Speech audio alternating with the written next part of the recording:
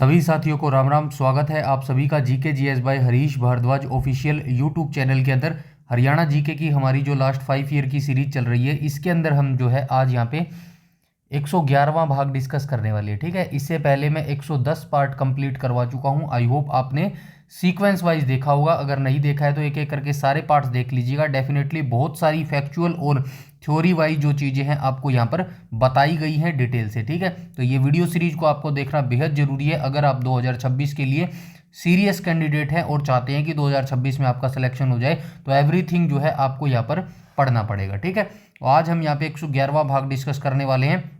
और एक और बात आपको मैं बता देता हूँ, आज जो है आज से हमारी एक और नया सब्जेक्ट शुरू हो रहा है। कौन सा सब्जेक्ट शुरू हो रहा है? कंप्यूटर सब्जेक्ट शुरू हो रहा है। ठीक है, तो ये वीडियो सीरीज भी आपको कंप्लीट देखनी है। कंप्यूटर के इसके अंदर हम कितने टॉपिक करेंगे? 13 चैप्टर जो है हम यहाँ पर करने वाले हैं। और शाम को डेली शाम को जो है 7 बजे ये वीडियो आपकी आ जाएगी। ठीक है, तो शाम 7 बजे जो है सारे बच्चे जुड़ जाइएगा। एवरीथिंग डिटेल कंप्यूटर के जो 10 मार्क्स आपके पूछे जाते हैं ना, काफ़ी हो जाते हैं। 10 मार्क्स जो है आपका मेजर सब्जेक्ट में आता है ये कंप्यूटर, और बहुत इंपॉर्टेंट सब्जेक्ट हो जाता है। इसीलिए जो है अगर आप 10 में से 10 लेना चाहते हैं तो ये वीडियो सीरीज जरूर देखना, क्योंकि हम यहाँ पर जो है थ्योरी प्लस एमसीक्यू करने वाले हैं। ठीक है, थ्योरी प्लस एमसीक्यू करने वाले हैं। पहले थ्योरी सेक्शन करेंगे और उसके बाद जो है हम एमसीक्यू करेंगे। ठीक है, थ्योरी सेक्शन कब कब करेंगे? थ्योरी सेक्शन हम करेंगे बुधवार को। और कब करेंगे? और करेंगे हम शुक्रवार को। ठीक है, शुक्रवार को। ये 2 दिन आपका थ्योरी सेक्शन चलेगा। और संडे को, सुपर संडे को हम क्या करेंगे? सुपर संडे को हम उसी थ्योरी पर जो है एमसीक्यू जो है सारे देख लेंगे। तो इस तरीके से जो है हमारा कंप्यूटर सब्जेक्ट चलने वाला है। तो शाम को 7 बजे सारे बच्चे जो है जुड़ जाइएगा। ठीक है, तो चलिए आज के वीडियो सेशन की हम शुरुआत कर लेते हैं बिना किसी टाइम वेस्ट के। क्वेश्चन नंबर फर्स्ट पर चलते हैं। ठीक है, क्वेश्चन नंबर फर्स्ट में क्या बोला गया? पानीपत का तीसरा युद्ध कब लड़ा गया था? तो इस क्वेश्चन को मैं बहुत बार बता चुका हूं। आई होप ये क्वेश्चन जो है रटा जा चुका होगा आपको, फिर भी मैं एक बार अपनी तरफ से दोबारा बता देता हूं। ठीक है, दोबारा जो है मल्टीपल्स टाइम आपको जो है ये चीज़ें करनी पड़ेंगी याद, ताकि आपके दिमाग में अच्छे तरीके से ये सेट हो जाए। ठीक है, पहला युद्ध कब लड़ा गया था? पहला युद्ध 15 लिख दिया, 26 को लड़ा गया था। ठीक है, 26 अप्रैल 1526 को लड़ा गया था। ठीक है, दूसरा युद्ध कब लड़ा गया था? दूसरा युद्ध लड़ा गया था 5 नवंबर 1556 को जो है दूसरा युद्ध लड़ा गया था। तीसरा युद्ध कब लड़ा गया था? तीसरा युद्ध लड़ा गया था 14 जनवरी 1761 को जो है ये युद्ध लड़ा गया था। ठीक है, ये तीनों डेट्स और ईयर मैंने आपको बता दिए हैं। डेट और मंथ जरूर याद रखना, क्योंकि अब जो है यही क्वेश्चन पूछा जाएगा, क्योंकि एग्जामिनर को भी पता है, ईयर आप सभी ने रट रखे। अब आप मुझे कमेंट सेक्शन में सीधा सीधा ये बताइए, ये जो तीनों युद्ध हैं किस किस के बीच में लड़ा गया था? पहला युद्ध मैं आपको, चलिए पहला और दूसरा आप बताएंगे, तीसरा मैं आपको बता देता हूँ। तीसरा युद्ध जो है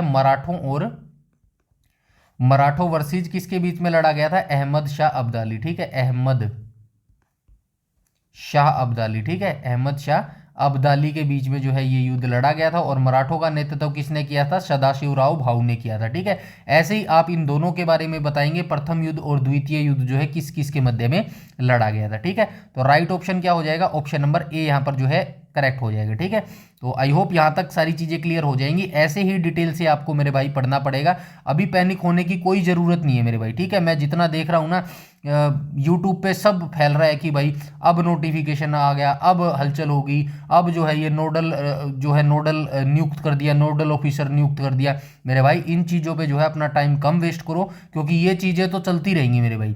जो आपका समय चल रहा है ना, अभी टाइम चल रहा है, ये टाइम क्या है? ये टाइम आपका तैयारी करने का है मेरे भाई।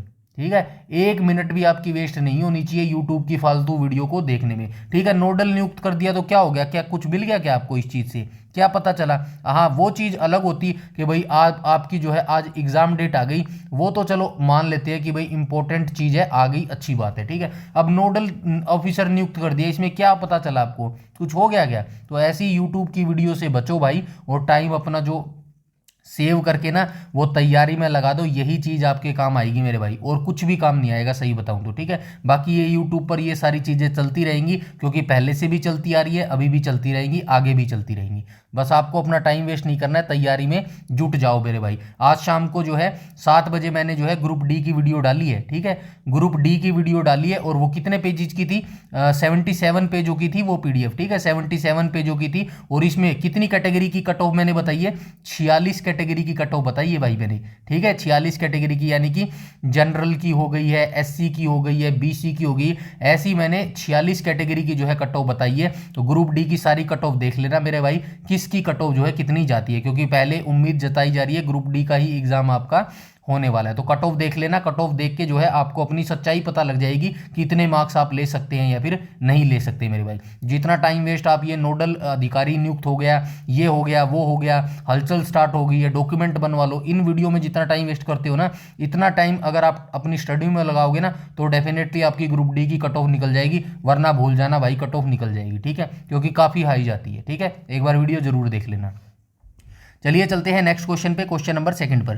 क्वेश्चन नंबर सेकंड में क्या बोला गया, 7वीं सदी में कुरुक्षेत्र में राजा हर्षवर्धन ने अपनी राजधानी कहाँ स्थापित की थी। तो आप सभी जानते हैं भाई ये जो है वर्धन वंश इसको बोला जाता था, ठीक है, वर्धन वंश इसको बोला जाता था। इसकी स्थापना किसने की थी, पुष्यभूति ने इसकी स्थापना की थी, ठीक है, पुष्यभूति ने इसकी स्थापना की थी। और जो है हर्षवर्धन जो है इस वंश के राजा होते थे। इनके पिता का नाम क्या होता था, प्रभाकर वर्धन होता था, ठीक है, प्रभाकर वर्धन इनके पिता का नाम होता था, ठीक है। इनकी बहन का क्या नाम होता था, राज्यश्री इनकी बहन का नाम होता था, ठीक है। और हर्षवर्धन ने गद्दी कब संभाली थी, 606 से 647 के बीच में जो है इन्होंने गद्दी संभाली थी। और इनके बारे में क्या याद रख सकते हैं, वैसे प्रीवियस वीडियो में एवरीथिंग में बता के आया हूँ।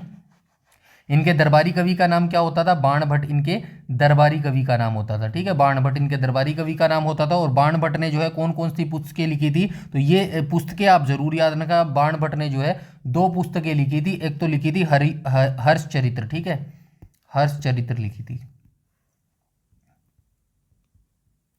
हर्षचरित्र लिखी थी। और दूसरी पुस्तक कौन सी लिखी थी, दूसरी पुस्तक जो है कादम्बरी को लिखा था, ठीक है, कादम्बरी को लिखा था। और उसके बाद जो है इनके दरबार में कौन आया था, इनके दरबार में जो है जो चीनी यात्री आया था उसका नाम था हुएन स्वांग, ठीक है, हुएन स्वांग आया था, ठीक है। 634-35 में जो है हर्षवर्धन के दरबार में आया था। और इसने भी एक पुस्तक लिखी थी जिसका नाम है सी यू की, ठीक है, सी यू की पुस्तक जो है इसके द्वारा लिखी थी। और हर्षवर्धन खुद जो है एक प्रसिद्ध जो है लेखक होता था, यानी कि पुस्तकें वो भी लिखता था। और उसने भी जो है 3 पुस्तकें लिखी थी। कौन कौन सी पुस्तक लिखी थी, एक तो रत्नावली लिखी थी, एक प्रियदर्शिका लिखी थी, और एक नागानंद लिखी थी, ठीक है, 3 ये पुस्तकें लिखी थी।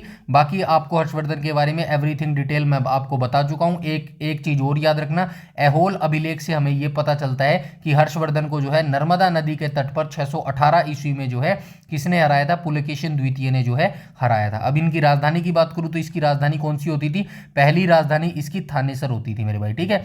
दूसरी राजधानी इसने किसको बनाया था, कन्नौज को बनाया था, ठीक है, कन्नौज को जो है इसने अपनी दूसरी राजधानी बनाया था। इतनी जानकारी आपको जो है हर्षवर्धन के बारे में और वर्धन वंश के बारे में जरूर होनी चाहिए मेरे भाई, ठीक है। नेक्स्ट क्वेश्चन पर चलते हैं, क्वेश्चन नंबर 3 पर। क्वेश्चन नंबर 3 में क्या बोला गया, 1 दिसंबर 2019 में हरियाणा के वर्तमान मंत्रिमंडल में वित्त मंत्रालय का प्रभार किसके पास था। तो ये 2019 करंट अफेयर की जो है यहाँ पर बात कर रहा है, ठीक है। तो ये वित्त मंत्रालय जो है मनोहर लाल खट्टर के बाद 2019 में होता था। और वर्तमान स्थिति की बात करूँ तो वर्तमान में यहाँ पे लिख देता हूँ मैं, वर्तमान विधानसभा 2025-24 में हुआ था ना, चलिए 25 लिख देता हूँ, कोई नहीं। आपसे डायरेक्ट पूछा जाएगा, बताइए वर्तमान विधानसभा जो है कौन से नंबर की चल रही है, तो आप बताएंगे 15वें नंबर की जो है विधानसभा चल रही है मेरे भाई, ठीक है, नंबर 15वें नंबर की विधानसभा चल रही है। दूसरा आपसे क्या पूछा जा सकता है, बताइए भाई राज्यपाल कौन है वर्तमान में, राज्यपाल आपसे पूछा जाएगा डायरेक्ट 2026 में, बताइए जनवरी तक राज्यपाल कौन है, तो आशीम कुमार घोष हो जाएंगे, ठीक है, आशीम कुमार घोष हो जाएंगे भाई, ठीक है। आपसे पूछेगा, बताइए भाई तीसरे नंबर पर वर्तमान में जो है जनवरी 2025 तक हरियाणा विधानसभा का जो है अध्यक्ष कौन है, अध्यक्ष आपसे पूछेगा, ठीक है। अध्यक्ष आप कौन सा बताएंगे, हरविंदर कल्याण बताएंगे, ठीक है, हरविंदर कल्याण, ठीक है। थोड़ा सा मिस्टेक हो गई है, ये हरविंदर कल्याण बता आप समझ जाना, ठीक है, आपको वहां पे निशान लगाना है, लिखना नहीं है, ठीक है। फोर्थ आपसे क्या पूछेगा, बताइए भाई उपाध्यक्ष कौन हो जाएगा, उपाध्यक्ष कौन है भाई, तो उपाध्यक्ष आप कौन बताएंगे, कृष्ण लाल मिड्ढा बताएंगे, कृष्ण लाल मिड्ढा, ठीक है। और आपसे क्या पूछेगा, मिड्ढा कैसे लिखेंगे, मिड्ढा, ठीक है, मिड्ढा ऐसे लिखेंगे। ठीक है, उसके बाद आपसे क्या पूछेगा, बताइए भाई वर्तमान में हरियाणा का सीएम कौन है, तो सीएम आप बताएंगे नायब सिंह सैनी हो जाएगा। ठीक है, नायब सिंह सैनी हो जाएगा। आपसे फिर एक और क्वेश्चन पूछेगा, आपसे पूछेगा भाई चलो इतनी बात आपने बता दी तो आप ये भी बता दो, 1 दिसंबर 2019 यहाँ पे पूछा ना, तो आपसे ये पूछेगा 1 जनवरी 2026, आपको यहाँ पे लिख के देगा 1 जनवरी 2026। हरियाणा का वर्तमान मंत्रिमंडल में जो है वित्त मंत्रालय किसके पास है, तो आप बताएंगे नायब सिंह सैनी के पास ही जो है वित्त मंत्रालय है मेरे भाई। ठीक है, यहां तक जानकारी आपको याद रखनी है हरियाणा जो है 15वीं विधानसभा के बारे में मेरे भाई। ठीक है, आई होप यहां तक सारी चीजें क्लियर हो गई होंगी। नेक्स्ट क्वेश्चन पर चलते हैं, क्वेश्चन नंबर 4 पर। क्वेश्चन नंबर 4 में क्या बोला गया, हरियाणा विधानसभा चुनाव 2019 डैश पर आयोजित किए गए थे, तो कब किए गए थे, 21 अक्टूबर 2019 को जो है ये विधानसभा इलेक्शन आयोजित किए गए थे। 2024 वालों को अब भी मैंने कंप्लीट लिख दिया, यहां से देख लेना। ठीक है, हरियाणा विधानसभा चुनाव 2024 से संबंधित महत्वपूर्ण विवरण निम्नलिखित है, सारी चीजें आपको याद रखनी है। डेफिनेटली 1 नंबर का क्वेश्चन पूछा जाएगा, आपसे पूछेगा बताइए मतदान की तारीख किस तारीख को ये मतदान शुरू हुए थे, तो 5 अक्टूबर 2024। ठीक है, पहले यह 1 अक्टूबर निर्धारित थी, लेकिन बिश्नोई समुदाय के त्योहार के कारण जो है इसे बदलकर 5 अक्टूबर कर दिया गया। ठीक है, 5 अक्टूबर याद रखना। ठीक है, 5 अक्टूबर को ये इलेक्शन हुए थे। मतगणना रिजल्ट कब आया था, 8 अक्टूबर को जो है इसका रिजल्ट आ गया था। विधानसभा सीटें कितनी है, 90 विधानसभा सीटें हैं। चुनाव परिणाम की बात करूं तो कितनी है, 48 सीटें इसने बीजेपी ने जीती थी और 37 सीटें जो है कांग्रेस ने जीती थी। ठीक है, आईएनएलडी ने 2 सीटें जीती थी, निर्दलीय ने 3 सीटें जीती थी, और यहाँ पे एक और लिख लेना, क्या लिख लेना, जेजेपी और आप लिख लेना। ठीक है, आप आम आदमी पार्टी, इन्होंने कितनी सीटें जीती थी, इन्होंने जो है 0 सीटें जीती थी। ठीक है, यहाँ पे विधानसभा कहा गया, ये रहा विधानसभा 90 सीटें है ना, तो यहाँ पे आप लिख लेना लोकसभा की सीटें कितनी है, लोकसभा की 10 सीटें हैं, 2 आरक्षित है। ठीक है, 2 आरक्षित है। राज्यसभा की सीटें कितनी है, राज्यसभा की, एक सेकंड, हाँ ठीक है, राज्यसभा की सीटें कितनी है, राज्यसभा की 5 सीटें हैं। ठीक है, ये आप याद रखना। और ये 2 आरक्षित सीटें कौन सी हैं, यहाँ पे विधानसभा में कितनी आरक्षित सीटें हैं, 17 जो है आरक्षित सीटें हैं। ठीक है, ये भी आप याद रखेंगे। और 2 जो आरक्षित सीटें ये कौन सी है, एक तो अंबाला है और दूसरी कौन सी है, दूसरी सिरसा हो जाएगी। ठीक है, ये आप याद रखेंगे। नेक्स्ट क्वेश्चन पर चलते हैं, क्वेश्चन नंबर 5 पर। क्वेश्चन नंबर 5 में क्या बोला गया है, तो क्वेश्चन नंबर 5 में बोला गया भारत की पहली इको फ्रेंडली रैली हरियाणा के किस जिले में आयोजित की गई थी, तो आप सभी जानते हैं पिछले 2 वीडियो में ये क्वेश्चन डायरेक्ट पूछा जा रहा है, तो ये रोहतक में आयोजित की गई थी इको फ्रेंडली। ठीक है, महात्मा गांधी बोल रहा हूँ, प्रधानमंत्री नरेंद्र मोदी जी के द्वारा जो है ये रैली की गई थी। और ये रैली कब की गई थी, आप डेट जरूर याद रखना। पता नहीं मुझे क्यों लग रहा है ये डेट आपसे पूछी जा सकती है मेरे भाई। ठीक है, सितंबर 2019 में जो है इस रैली को आयोजित किया गया था। ठीक है, यहाँ पे लिखा भी होगा, ये देखो 8 सितंबर 2019 को जो है हरियाणा के रोहतक जिले में जो है आयोजित की गई थी पहली इको फ्रेंडली रैली। ये जो पहला शब्द होता है ना, ये कभी भी पूछा जा सकता है, इसीलिए मैं हाईलाइट कर रहा हूँ, इसकी डेट जरूर याद रखना। ठीक है, 2 चीजें आपसे पूछी जा सकती है, बताइए पहली इको फ्रेंडली जो है कब आयोजित की गई थी, 8 सितंबर 2019 को आयोजित की गई थी। आपसे पूछा जाएगा बताइए पहली इको फ्रेंडली जो है 8 सितंबर 2019 को हरियाणा के किस जिले में आयोजित की गई थी, तो रोहतक जिले में जो है इसको आयोजित किया गया था मेरे भाई। ठीक है, यहां तक सारी चीजें क्लियर है। नेक्स्ट क्वेश्चन पर चलते हैं, क्वेश्चन नंबर 6 पर। 1 सेकेंड, क्वेश्चन नंबर 6 में क्या बोला गया है, तो क्वेश्चन नंबर 6 में बोला गया है हरियाणा पुलिस को डैश द्वारा स्मार्ट पुलिस पुरस्कार जो है 2019 प्राप्त हुआ था। तो ये करंट अफेयर से ज़्यादा क्वेश्चन पूछे गए हैं इस वीडियो में। चलिए कोई बात नहीं, करंट अफेयर मैं बार बार आपको बता रहा हूँ, 2-2.5 साल का आपको जरूर करना है। कौन सा करना है, 2023 का करना है, 2024 का करना है, और 2024-25 करना है ना, ज़्यादा पीछे चला गया क्या मैं, चलिए कोई बात नहीं। 2024 का करना है आपको, 2025 का आपको करना है, और 2026 में जितने भी मंथ में आपका एग्जाम हो ना, जनवरी फरवरी मार्च, तो ये आपको करना है। और 2 साल 2024-25 का अच्छे से आपको करंट अफेयर करना है। ठीक है, इसका भी मैं सॉल्यूशन निकाल रहा हूँ, बस थोड़ा सा मैं टाइम नहीं मिल पा रहा मेरे को, क्योंकि मैं इतना बिजी हो गया हूँ। हरियाणा जीके की एक तो सीरीज चल रही है, अब एक कंप्यूटर की जो है कल से हमारी स्टार्ट हो जाएगी, तो थोड़ा टाइम की प्रॉब्लम है। बट डोंट वरी, आपसे जो प्रॉमिस किया है वो तो कंप्लीट करना ही पड़ेगा कैसे ना कैसे। ठीक है, चलिए कोई बात नहीं। क्वेश्चन नंबर 6 में क्या बोला गया, हरियाणा पुलिस को डैश द्वारा स्मार्ट पुलिस पुरस्कार 2019 प्राप्त हुआ है। तो ये भारतीय वाणिज्य और उद्योग महासंघ के द्वारा जो है ये 2019 स्मार्ट पुलिस पुरस्कार जो है ये प्राप्त हुआ है। ठीक है, ये देखो यहाँ पे हरियाणा पुलिस को भारतीय वाणिज्यिक और उद्योग महासंघ द्वारा स्मार्ट पुलिस पुरस्कार 2019 प्राप्त हुआ। यह पुरस्कार हरियाणा पुलिस को उसके फोरेंसिक साक्ष्य के नमूने की ट्रैकिंग प्रणाली, board bar coding system for forensic evidence जैसी आधुनिक तकनीकों के सफल उपयोग के लिए जो है दिया गया था। ये भी आप याद रखना भाई, ठीक है। सबसे पहले आपको ये याद रखना है कि किसके द्वारा ये पुरस्कार मिला है, तो भारतीय वाणिज्य उद्योग महासंघ के द्वारा ये पुरस्कार मिला है। कब ये पुरस्कार मिला है, तो स्मार्ट पुलिस पुरस्कार मिला है हरियाणा पुलिस को 2019 में, ठीक है। किसके लिए मिला है, तो ये जरूर याद रखना, bar coding system for forensic evidence के लिए जो है ये पुरस्कार हरियाणा पुलिस को जो है मिला है, ठीक है मेरे भाई। नेक्स्ट क्वेश्चन पर चलते हैं, क्वेश्चन नंबर 7 पर। क्वेश्चन नंबर 7 में बोला गया है, हरियाणा के किसान को सिंचाई और ड्रेनेज पर अंतर्राष्ट्रीय आयोग द्वारा पुरस्कार मिला। तो हरियाणा के किस किसान को जो है सिंचाई और ड्रेनेज पर अंतर्राष्ट्रीय आयोग द्वारा जो है पुरस्कार मिला है, तो करणजीत सिंह चड्डा को जो है ये पुरस्कार मिला है मेरे भाई, ठीक है। आइए देख लेते हैं, हरियाणा के किसान श्री करणजीत सिंह चड्डा को सिंचाई और ड्रेनेज पर अंतर्राष्ट्रीय आयोग द्वारा जो है पुरस्कृत किया गया है।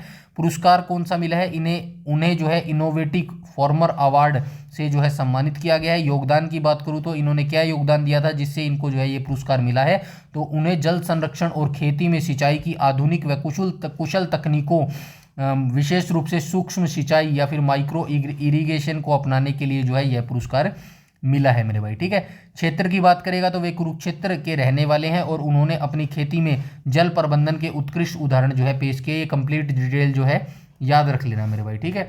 योगदान भी पूछा जा सकता है भाई, किस योगदान के लिए इनको ये पुरस्कार मिला है, और पूछा जा सकता है ये हरियाणा के किस जिले के रहने वाले, तो कुरुक्षेत्र के ये रहने वाले, ये भी आप याद रखेंगे, ठीक है। नेक्स्ट क्वेश्चन पर चलते हैं, क्वेश्चन नंबर 8 पर। क्वेश्चन नंबर 8 में क्या बोला गया, हरियाणा के सिही गांव में किस संत कवि का जो है जन्म हुआ था, तो आप सभी जानते हैं सूरदास का जो है ये जन्म हुआ था मेरे भाई, ठीक है। सूरदास का ये जन्म हुआ था, कहाँ पर हुआ था, सूरदास का जन्म फरीदाबाद में हुआ था। फरीदाबाद, अच्छा ठीक है। सिही गांव कहाँ पर पड़ता है, तो सिही गांव फरीदाबाद में पड़ता है मेरे भाई, ठीक है।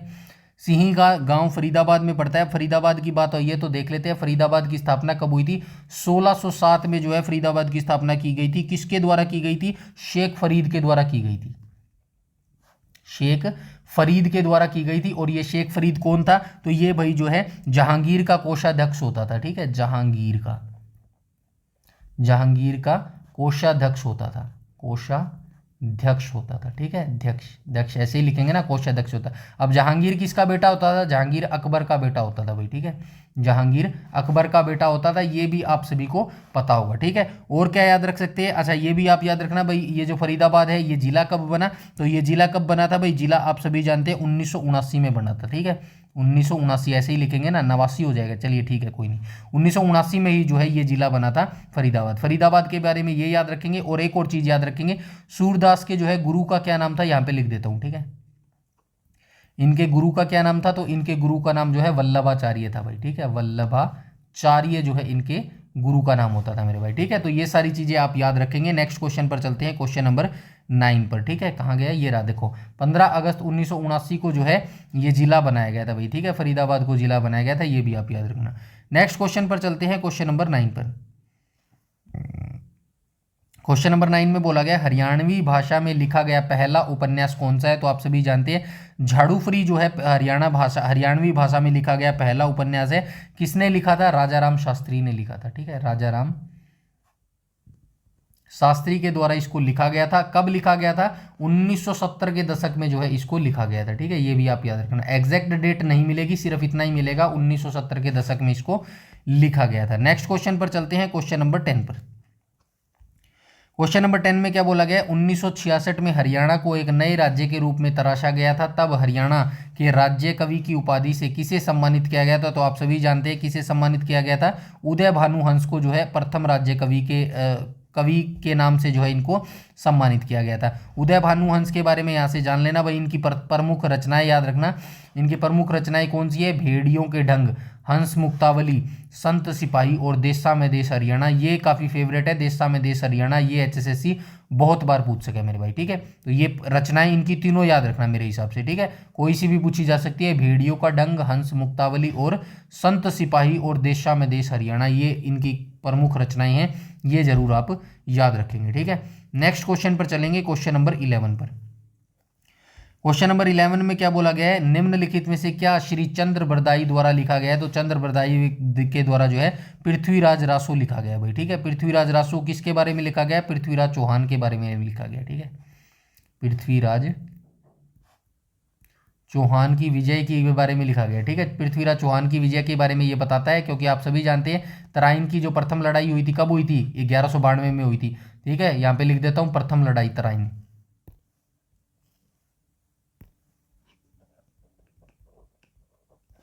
तराइन प्रथम समझ जाना यहाँ से, और यहाँ पे लिख देता हूँ 1192 तराइन सेकंड, ठीक है।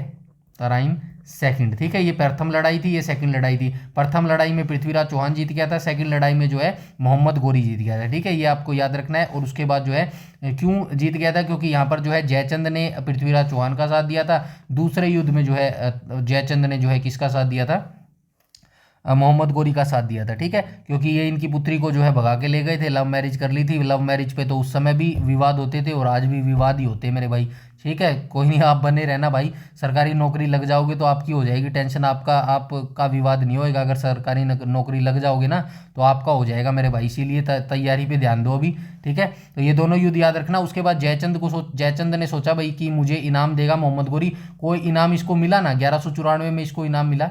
चंदावर का युद्ध में जो है इसको मौत के घाट उतार दिया, वही इसका इनाम था मेरे भाई, ठीक है। तो ये याद रखना। नेक्स्ट क्वेश्चन पर चलते हैं, क्वेश्चन नंबर, और श्याम सतसई की, अच्छा ये यहाँ पे दिया गया क्या, चलिए कोई बात नहीं, ये भी याद रखना भाई। ये तो आप याद रखोगे, पृथ्वीराज रासो की रचना जो है चंद्र बरदाई ने की थी। साथ में ये भी याद रखना श्याम सतसई की रचना जो है तुलसी राम शर्मा के द्वारा जो है की गई थी, ठीक है। ये भी आप याद रखना। और इन तुलसी राम शर्मा की जो है और भी रचनाएं हैं, भक्त भारती हो गई, मतवाली मीरा हो गई और सत्याग्रही होगी, ठीक है। ये भी आप याद रखेंगे, ठीक है। नेक्स्ट क्वेश्चन पर चलते हैं, क्वेश्चन नंबर 12 पर। क्वेश्चन नंबर 12 में क्या बोला गया, निम्नलिखित में से कौन सी नदी हरियाणा में प्रवाहित नहीं होती है। घग्गर नदी हरियाणा में परिवाहित होती है, बिल्कुल होती है। कहाँ से निकलती है, हिमाचल प्रदेश के शिवालिक से ये निकलती है, शिवालिक, ठीक है। शिवालिक के कहाँ से निकलती है, डागशाही से निकलती है। उसके बाद चलेंगे नेक्स्ट क्वेश्चन पे, साहिबी पे। साहिबी नदी भी कहाँ से निकलती है, साहिबी नदी कहाँ से निकलती है भाई, दोहन नदी भी हरियाणा में बहती है। व्यास नदी जो है ये हरियाणा में नहीं बहती है। तो कहाँ पे गया हम, कौन सी नदी देख रहे थे हम, साहिबी नदी देख रहे थे। तो साहिबी नदी कहाँ से निकलती है, ये अरावली पर्वतमाला से निकलती है भाई, ठीक है। अरावली पर्वतमाला से निकलती है। दोहन नदी कहाँ से निकलती है, तो दोहन नदी भी जो है अरावली पर्वतमाला से ही निकलती है मेरे भाई, ठीक है। ये आप याद रखेंगे। व्यास नदी कहाँ से निकलती है, व्यास नदी कहाँ से निकलती है भाई, व्यास नदी जो है रोहतांग दर्रे के पास से निकलती है, रोहतांग दर्रे के पास से निकलती है। बाकी यहाँ पे लिखा भी हुआ है, ये देखो साहिबी नदी कहाँ से निकलती है, राजस्थान, अच्छा साहिबी ने, हाँ ठीक है, राजस्थान के सीकर जिले में अरावली पर्वतमाला के सेवर पहाड़ियों से जो है इसका उद्गम होता है। घग्गर नदी का उद्गम कहाँ से होता है, ये सभी आपको पता है, शिवालिक पहाड़ियों में डागसाई से इसका उद्गम होता है। दोहन नदी की बात करूँ तो नीम का थाना है, ये देखो सीकर जिले में नीम का थाना के स्थान से जो है दोहन नदी निकलती है। और व्यास नदी जो है हिमाचल प्रदेश के कुल्लू जिले में रोहतांग दर्रे के पास से जो है व्यासकुंड नामक ग्लेशियर से जो है व्यास नदी निकलती है। सारे की जो उद्गम स्थान है ये आप जरूर याद रखेंगे मेरे भाई, ठीक है। नेक्स्ट क्वेश्चन पर चलते हैं, क्वेश्चन नंबर 13 पर। क्वेश्चन नंबर 13 में क्या बोला गया, निम्नलिखित में से हरियाणा की सबसे ऊंची पर्वत चोटी कौन सी। आप सभी जानते हैं करोह शिखर जो है ये हरियाणा की सर्वोच्च ऊंची चोटी है भाई, ठीक है। ये आप याद रखेंगे। और ये कहां पर है, करोह चोटी, ये पंचकुला में है भाई, ठीक है। पंचकुला के जो है मोरनी पहाड़ियों में है, ठीक है। मोरनी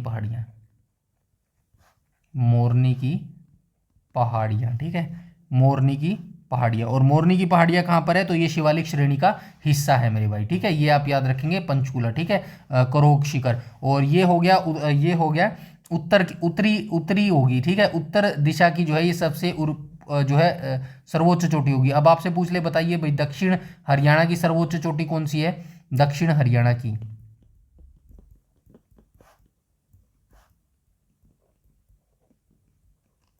सर्वोच्च चोटी, तो आप क्या बताएंगे, ढोसी की पहाड़ियां हो जाएंगी, ठीक है। ढोसी की पहाड़ियां हो जाएंगी मेरे भाई, ठीक है। इसकी जो लोकेशन है कहाँ पर है, तो ये नारनौल में है, कुलजातपुर गांव, ठीक है, नारनौल के पास। नारनौल के पास कुलजातपुर गांव है, वहीं पर जो है इसकी हाईएस्ट पीक है मेरे भाई। ठीक है, तो ये दोनों चीज़ें आप याद रखेंगे। ठीक है, यहाँ पे कुछ लिखा है, चलिए नहीं लिखा तो कोई बात नहीं। ठीक है, हम चलते हैं आगे नेक्स्ट क्वेश्चन, क्वेश्चन नंबर 14 पर। क्वेश्चन नंबर 14 में क्या बोला गया? 14 में बोला गया यमुना हरियाणा के किस सीमा के साथ बहती है? हरियाणा जो है, माफ कीजिएगा, यमुना नदी जो है हरियाणा के ये पूर्वी दिशा में बहती है। ऑप्शन नंबर ए यहाँ पर करेक्ट हो जाएगा। और ये किसके बीच में है? हरियाणा और उत्तर प्रदेश। ठीक है, हरियाणा वर्सेस यूपी, उत्तर प्रदेश के बीच में जो है ये पूर्वी सीमा बनाती है। और आप क्या याद रखेंगे यमुना नदी के बारे में? कहाँ से निकलती है? यूके, उत्तराखंड से निकलती है। उत्तराखंड में कहाँ से निकलती है? यमुनोत्री ग्लेशियर से निकलती है। ठीक है, यमुनोत्री ग्लेशियर से निकलती है। हरियाणा में कहाँ पर प्रवेश करती है? कालेसर वन के पास से ये प्रवेश करती है। ठीक है, कालेसर वन के पास से जो है ये हरियाणा में प्रवेश करती है। और कितने किलोमीटर जो है लंबी है ये? 320 किलोमीटर जो है ये लंबी सीमा बनाती है मेरे भाई। ठीक है, तो ये भी आप याद रखेंगे। ठीक है, 320 किलोमीटर लंबी। ठीक है, ये भी आप याद रखेंगे। नेक्स्ट क्वेश्चन पर चलते हैं, क्वेश्चन नंबर 15 पर। क्वेश्चन नंबर 15 में बोला गया सन्निहित सरोवर एक पवित्र जलाशय हरियाणा के किस जिले में जो है ये स्थित है? तो ये हरियाणा के कुरुक्षेत्र जिले में अवस्थित है मेरे भाई। ठीक है, एक क्वेश्चन मैं आपसे पूछ लेता हूं, जो है किताब उल हिंद है एक पुस्तक,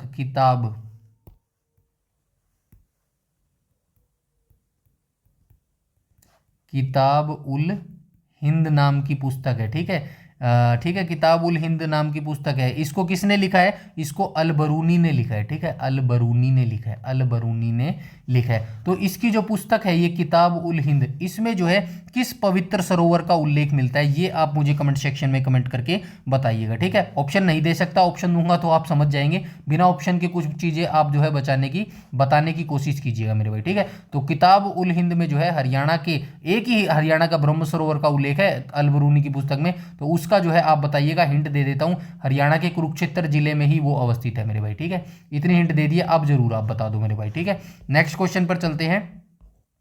अच्छा, यहां से तो देख ही लोगे यार आप, चलिए कोई बात नहीं। नेक्स्ट क्वेश्चन पर चलते हैं, क्वेश्चन नंबर 16 पर। क्वेश्चन नंबर 16 में क्या बोला गया? निम्नलिखित में से किसके पास राज्य सरकार की सभी कार्यकारी शक्तियां होती है? तो आप सभी जानते हैं, राज्य का राज्यपाल। ठीक है, राज्यों की जो कार्यकारी शक्ति होती है वो किसके पास होती है? राज्य के राज्यपाल में। अगर सेंटर की बात करेगा तो किसके पास होती है? राष्ट्रपति के पास होती है। ठीक है, ये दोनों चीज़ें आप याद रखेंगे। और ये चीज़ें मैं बता चुका हूँ, हरियाणा का राज्यपाल आसिम कुमार घोष है। हरियाणा विधानसभा अध्यक्ष कौन है? हरविंदर कल्याण है। हरियाणा विधानसभा उपाध्यक्ष कौन है? कृष्ण लाल मिड्ढा हो जाएंगे मेरे भाई। ठीक है, यहाँ तक सारी चीज़ें क्लियर। नेक्स्ट क्वेश्चन पर चलते हैं, क्वेश्चन नंबर 17 भी मैं ऊपर आपको क्लियरली बता चुका हूँ कौन सी विधानसभा चल रही है हरियाणा में, कौन सी विधानसभा चल रही है हरियाणा में। ये पुराना क्वेश्चन पूछा गया करंट अफेयर का, बट आपको बताना है 2024 वाली कौन सी है? 15वीं विधानसभा चल रही है मेरे भाई। ठीक है, 15वीं विधानसभा। ठीक है, ये 15वीं विधानसभा जरूर याद रखना। ठीक है, नेक्स्ट क्वेश्चन पर चलते हैं, क्वेश्चन नंबर 18 पर। बाकी ये सारे डिटेल से मैं ऊपर बता के आया हूं, यहाँ पे भी आप देख लेना मेरे भाई। ठीक है, नेक्स्ट क्वेश्चन पर चलते हैं, क्वेश्चन नंबर 18। किस शहर को बुनकरों का शहर कहा जाता है? सबसे पहले यहाँ लिखते हैं रेवाड़ी। रेवाड़ी को क्या कहा जाता है? पीतल नगरी बोला, रेवाड़ी को पीतल नगरी बोला जाता है। रोहतक को क्या बोला जाता है? रोहतक को एजुकेशन सिटी बोला जाता है, एजुकेशन सिटी। हिंदी में क्या लिखेंगे भाई? एजुकेशन सिटी को शैक्षणिक नगरी बोलेंगे ना, ऐसे ही बोलेंगे, शैक्षणिक नगरी लिखेंगे। ठीक है, और आगे क्या है भाई? हरियाणा के बुनकरों का शहर पूछा है ना, चलिए कोई बात नहीं। हिसार को क्या बोलेंगे? हिसार को स्टील सिटी बोलेंगे भाई। ठीक है, स्टील सिटी बोलेंगे। ठीक है, और पानीपत को क्या बोलेंगे? पानीपत को बोलेंगे बुनकरों का शहर। ठीक है, बुनकरों का शहर मेरे भाई। ठीक है, तो ये चारों के बारे में आप याद रखना। ऑप्शन नंबर डी यहाँ पर जो है बिल्कुल करेक्ट हो जाएगा। नेक्स्ट क्वेश्चन पर चलते हैं, क्वेश्चन नंबर 19 पर। निम्नलिखित में से कौन से पेड़ मुख्य रूप से कालेसर वन में पाए जाते हैं? अभी अगर आप मेरी ये सीरीज सीक्वेंस वाइज देख रहे हैं ना, तो अभी 2 या 3 पार्ट छोड़ के एक क्वेश्चन सेम यही पूछा गया था, बस क्वेश्चन को पूछने का तरीका था अलग था थोड़ा सा। ठीक है, उस क्वेश्चन को और इस क्वेश्चन को दोनों को मैं यहाँ पे बताने वाला हूँ, सारी चीजें आपकी क्लियर हो जाएंगी। ठीक है, उस क्वेश्चन में क्या लिखा गया था? यहाँ पे साल की जगह पता है क्या लिखा था उस क्वेश्चन में? अगर आपने नहीं देखा तो वो बता रहा हूँ, अगर आपने देखा होगा तो अच्छी बात है, पता होगा। ठीक है, इस साल की जगह उसने क्या लिख रखा था पता है? नमक लिख रखा था उसने। और मैंने वहां पर एक ही चीज आपको बताई थी कि ऑप्शन जो है बिल्कुल करेक्ट दिया है एचएसएससी ने, बस ट्रांसलेशन जो है गलत कर दी है। अब एचएसएससी ने क्या सोचा? साल को पता है क्या लिखा उसने? साल को ये सोचा उसने साल्ट, साल को साल्ट सोचा और साल्ट का ट्रांसलेशन उसने क्या कर दिया, नमक कर दिया। ठीक है, अब इस लेवल की ट्रांसलेशन तो ये यूज करते हैं मेरे भाई एचएसएससी वाले। अब वहां पे कौन बच्चा नमक लगा के आएगा मेरे भाई, बताओ, लगा के आएगा? बहुत लगाएगा ही नहीं नमक यार, और पेड़ों पे और पेड़ों को लगा देगा, और पेड़ दिए होंगे जैसे बरगद दे देगा या कुछ और दे देगा, नमक को कोई नहीं लगाएगा यार, कौन लगाएगा? अब ये थोड़ा सा सोचने वाला क्वेश्चन है कि उसने एचएसएससी, मैं यही तो बताने की कोशिश कर रहा हूँ एचएसएससी कैसे दिमागों के साथ खेलता है, कैसे ट्रिक की यूज करता है, बस इन्हीं क्वेश्चनों में फंसाता है वो जो 1-2 नंबर का फर्क आता है ना, यहीं पर आता है मेरे भाई। ठीक है ना, तो ये थोड़ा सा ध्यान रखा करो थोड़ा सा, और माइंड से लगाने की कोशिश किया करो थोड़ा सा कि एचएसएससी क्या पूछने की कोशिश कर रहा है। अब उसने भी अपनी तरीके से सही पूछा, उसने साल लिख रहा था, बस वो साल ट्रांसलेशन में उसने सोल्ट समझ लिया और सोल्ट को उसने नमक लिख दिया मेरे भाई। ठीक है, तो आप याद रखना कालेसर वन में जो है कौन से वृक्ष पाए जाते हैं, साल के वृक्ष जो है ये पाए जाते हैं। ठीक है, ऑप्शन नंबर बी यहाँ पर करेक्ट हो जाएगा। नेक्स्ट क्वेश्चन पर चलते हैं, क्वेश्चन नंबर 20 पर। क्वेश्चन नंबर 20 में क्या बोला गया, मगरमच्छ प्रजनन केंद्र हरियाणा के कौन से जिले में अवस्थित है? तो आप सभी जानते हैं भोर सैदान कुरुक्षेत्र में जो है ये अवस्थित है। ठीक है, कुरुक्षेत्र के भोर सैदान गांव में ये अवस्थित है। ठीक है, भोर सैदान गांव में अवस्थित है। 1982 में इसको स्थापित किया गया था। ठीक है, और ये मीठे पानी के मगरमच्छ है भाई। ठीक है, मीठे पानी के मगरमच्छ हैं, ये याद रखना। ठीक है, नीचे लिखा भी होगा, ये देखो, हरियाणा का मगरमच्छ प्रजनन केंद्र कुरुक्षेत्र जिले के भोर सैदान गांव में है, जिसकी स्थापना 1982 में यूएनडीपी FAO परियोजना के तहत की गई थी। यह भारत के सफल मगरमच्छ प्रजनन केंद्रों में से एक है जो मीठे पानी के मगरमच्छों के संरक्षण पर केंद्रित है मेरे भाई। ठीक है, तो ये एक्सप्लेनेशन आप जरूर याद रखेंगे। उसके बाद कुछ नहीं है, उसके बाद हमारी ये PDF यहाँ पे एंड हो गई है। ठीक है, तो यहाँ पे 20 क्वेश्चन जो है हमने यहाँ पर किए हैं, और आप मुझे कमेंट सेक्शन में जरूर बताएंगे कि कितना स्कोर आपका जो है यहाँ पर रहा है। बिल्कुल एग्जैक्ट बताएंगे, 17, 18, 19 जितना भी स्कोर आपका रहा है वो आप यहाँ पर कमेंट करके मुझे जरूर बताएंगे। और बस मेरे मोटिवेशन के लिए, बने रहने के लिए आप बस मेरे वीडियो को ज़्यादा से ज़्यादा लाइक कर दिया करो भाई, और कुछ नहीं मांगता, फिर भी आप जो है नहीं करते हो। ठीक है, चलिए कोई बात नहीं, अच्छा लगेगा तो करोगे, नहीं लगोगे तो भाई नहीं करोगे, जाहिर सी बात है। शायद मैं अच्छा ना पढ़ा रहा हूँ या फिर आपको नहीं पसंद आ रहा, तो जाहिर सी बात है तभी आप लाइक नहीं कर रहे होगे। चलिए कोई बात नहीं, मैं अपने काम में लगा रहूँगा, कोई बात नहीं, आप बस पढ़ते रहिएगा और मुझे कुछ नहीं चाहिए, अपनी तैयारी अच्छे से करते रहिएगा ताकि 2026 में आपका सिलेक्शन मेरे भाई हो जाए। ठीक है, और कोई डाउट क्वेरी या कोई भी सजेशन हो तो प्लीज़ आप कमेंट सेक्शन में कमेंट करके बता दीजिएगा। और इसकी जो PDF है वो बिल्कुल फ्री में हमारे टेलीग्राम चैनल पर मिलेगी, जिसका लिंक आपको इसी वीडियो के डिस्क्रिप्शन में मिल जाएगा, तो टेलीग्राम ज्वाइन जरूर कर लेना मेरे भाई। ठीक है, तो इस वीडियो में इतना ही, तब तक के लिए धन्यवाद।